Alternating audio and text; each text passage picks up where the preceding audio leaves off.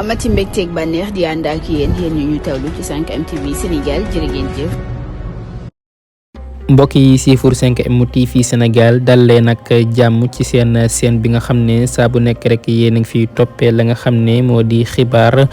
toog muy dox daan nay jeex tàkk ci réew mi di Sénégal jamono ji nag loolee daan nay jur coow lu rëy ci réew mi di Sénégal ku nekk rek di ca addu di ca jëmee ginnaaw ba nga xamee ne rek kii di Bassirou Diomaye Diakhar Faye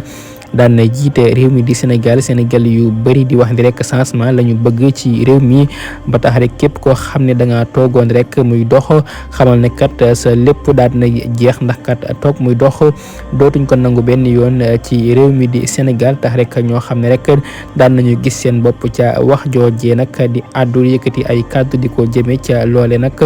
ku ci mel ni ki nga xam ne moo di Abdoulaye Mbaye Pekh ak ki nga xam ne rek moo di oustaz Modou Fall ku nekk rek yaa ngay addu di jëme ca mbir moomee moom Abdoulaye Mbaye Pekh itam la mu wax rek moo di fekk seeni tariixa mi ngi dox rek ñoom dañuy tëdd muy dox te képp koo xam ne da nga fay nekk président di nga wax ak ñoom loolu nag di ay kàddu yoo xam ne kii di Abdoulaye Mbaye Pekh moo ko daal di yëkkati jamono ji nag coow li bëri na lool jëm ci toog muy dox ak yu ni mel ñu teewlu ay kàddu yoo xam ne jamono ji nag ñu ngi ko yëkkati jëme ca mbir yooyee. toog muy dox ci ñaar damay faral di wax ne daa am ñetti catégorie yu ma gis Touba yoo xam ne buñ ko topp duñu am développement mooy ñuy tuddoo ay sëriñ di gone yu ndaw am doole nanguñu am métier nanguñu àggal seen jàng ba noppi bëgg a toog muy dox nañ ma mere waaye loolu mooy am ay sëriñ su ndaw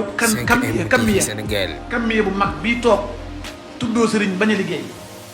ak kammiya muy kante bu mag bii toog tuddoo géwal bañ a liggéey communicateur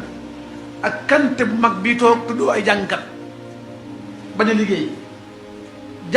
kammiye bu mag bii toogaat tuddoo conférencier wala oustaz ñii boo leen boolee ay milliers de personnes lañ dañuy lor askan bi ndax kenn nangu ci am métier te ñeent ñi ma wax nag ñëpp ay kaalawu